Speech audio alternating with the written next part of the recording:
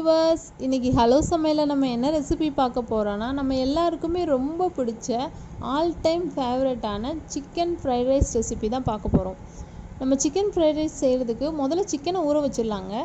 சிக்கனை ஊற வைக்கிறதுக்கு நான் ஒரு 2 டீஸ்பூன் தயிர் எடுத்து ஒரு 7-8 பீஸ் போன்லெஸ் பீஸாக எடுத்திருக்கேன். சிக்கனை வந்து ஒரு அரை மணி நேரம் நல்லா ஊற வச்சிடலாம்.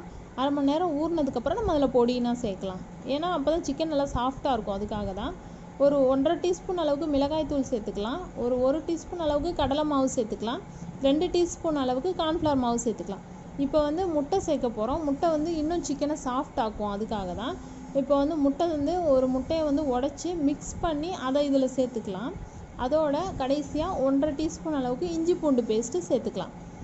எல்லாத்தையும் சேர்த்து நல்லா மிக்ஸ் பண்ணி ஒரு 10 நிமிஷத்துலேருந்து 1/4 மணி நேரம் வரைக்கும் ஊற வச்சிடலாம். அப்போ தான் வந்து அந்த சிக்கனில் வந்து அந்த மசாலா எல்லாமே நல்லா இறங்கி நல்லா வரும். அதுக்காக தான் இப்போ ஊற வச்சாச்சு. இப்போ எண்ணெய் சூடாகணும். எண்ணெய் சூடானோடனே நம்ம ஒன்றா போட்டு பொரிச்சு எடுத்துடலாம். சிக்கன் பீசஸ் வந்து ஒன்றையும் தனித்தனியாக வைங்க. அப்போ தான் வந்து நல்லா பொரிச்சு வரும். ஒன்று மேலே ஒன்று ஒட்டுற மாதிரி போட வேண்டாம். இப்போ சிக்கன் நல்லா பொரிச்சு எடுத்தாச்சு. பாருங்கள், இந்தளவுக்கு நல்ல கலராக உள்ளெல்லாம் நல்லா வெந்து வந்திருக்கு. இதை எடுத்து தனியாக வச்சிடலாம். இப்போ ரைஸ் பண்ண ஆரம்பிச்சிடலாம். சிக்கன் ரைஸ் பண்ணுறதுக்கு முதல்ல நம்ம ரைஸ் தனியாக வேக வைக்கணும்.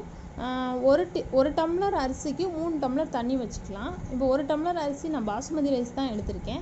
இந்த 1 டம்ளர் பாசுமதி ரைஸை வந்து தண்ணியில் ஊற வச்சிடலாம். ஒரு 10 நிமிஷம் ஊறினா கூட போதும்.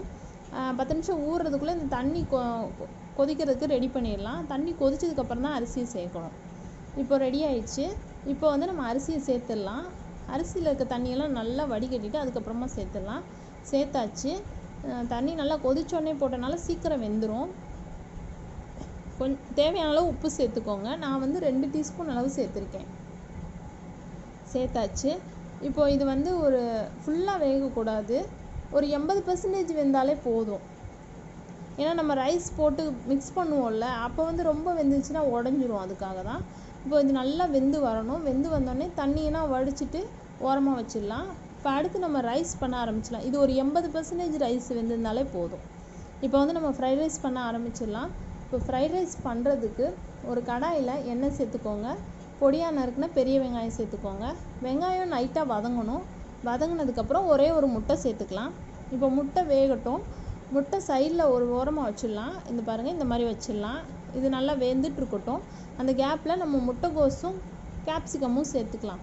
கொஞ்சமாக முட்டைகோஸு, அப்புறம் வந்துட்டு கேப்சிகம், குடமிளகா சேர்த்துக்கலாம். இது எல்லாத்தையும் சேர்த்துட்டு நல்லா மிக்ஸ் பண்ணலாம். ஏன்னா நம்ம காய் தனியாக வேக வைக்க போகிறதில்ல. அதனால் இந்த எண்ணெயிலே வந்து நல்லா வதக்கிட்டே இருப்போம். அப்போ தான் அதில் இருக்கிற நீர் சத்து எல்லாமே போய் நல்லா வெந்து வரும். அதுக்கப்புறம் நம்ம ரைஸ் போட்டு மிக்ஸ் பண்ணிடலாம். இப்போ பாருங்கள், நல்லா மிக்ஸ் ஆகிடுச்சு. இப்போ வந்து நம்ம ரைஸ் சேர்த்து மிக்ஸ் பண்ணிடலாம். ஒரு அரை பிஞ்ச் அளவுக்கு மட்டும் உப்பு சேர்த்துக்கோங்க. ஏன்னா நம்ம ரைஸில் வேறு உப்பு சேர்த்துருக்கோம். காய்க்கு மட்டும் கொஞ்சமாக சேர்த்துக்கோங்க. சேர்த்துட்டு நல்லா மிக்ஸ் பண்ணிடலாம். இப்போ நல்லா மிக்ஸ் பண்ணியாச்சு. இப்போ நம்ம வடித்து ஆற வச்சுருக்கோம் இல்லையா ரைஸு, அதையும் இதோட சேர்த்துக்கலாம். சேர்த்துட்டு அதையும் நல்லா மிக்ஸ் பண்ணி எடுத்துக்கலாம். இப்போ பாருங்கள், நல்லா மிக்ஸ் பண்ணியாச்சு. ரைஸ்லேயும் கொஞ்சம் தண்ணி இருக்கும். அது நம்ம மிக்ஸ் பண்ணும்போது அந்த தண்ணியும் போய் ட்ரை ஆயிடும். அதுக்காக தான் நல்லா மிக்ஸ் பண்ணிகிட்டே இருப்போம். அப்போ தான் அந்த முட்டை அந்த எல்லாம் மிக்ஸ் ஆகி அந்த ரைஸில் அது கோட் ஆகும். அதுக்காக தான் இப்போ நம்ம சிக்கன்லாம் பொரிச்சு வச்சுருக்கோம் இல்லையா, அதை நம்ம பீஸாக கட் பண்ணி உள்ளே சேர்த்துக்கலாம். இதையும் நல்லா மிக்ஸ் ஆகிற அளவுக்கு மிக்ஸ் பண்ணிக்கலாம். மிக்ஸ் பண்ணிவிட்டு அரை டீஸ்பூன் அளவுக்கு மிளகுத்தூளும் அரை டீஸ்பூன் அளவுக்கு ஜீரகத்தூளும் சேர்த்துக்கலாம். நம்ம காரப்பொடி இதெல்லாம் அப்புறம் சேர்த்துக்கலாம். குழந்தைங்கன்னா சாப்பிட்றாங்கன்னா காரப்பொடி சேர்க்கறதுக்கு முன்னாடி அவங்களுக்கு எடுத்துருங்க. இப்போ காரப்பொடி சேர்த்துக்கலாம். நான் 1 ஸ்பூன் அளவுக்கு மிளகாய் பொடி மட்டும் சேர்த்துருக்கேன். அதிகமாக காரம் போடலை. தேவைன்னா ஒரு அரை டீஸ்பூன் எக்ஸ்ட்ரா சேர்த்துக்கோங்க. இப்போ சேர்த்தாச்சு. இந்த மிளகாய் பொடி ஸ்மெல் வந்து நல்லா போகணும். அதுக்காக நல்லா இன்னொரு தடவை நல்லா பரட்டி விட்டுட்டே இருக்கணும். இப்போ வந்துட்டு 1 டீஸ்பூன் அளவுக்கு டொமேட்டோ சாஸ் சேர்த்துருக்கேன். 1 டீஸ்பூன் அளவுக்கு சோயா சாஸ் சேர்த்து நல்லா மிக்ஸ் பண்ணிக்கலாம். அவ்வளோதான். கொஞ்சமாக ஸ்மெல்லு நல்லா வரணுன்றதுக்காக கொத்தமல்லி இலை சேர்த்துக்கலாம். அது போட்டால் தாங்க ஃபினிஷ் ஆகும்.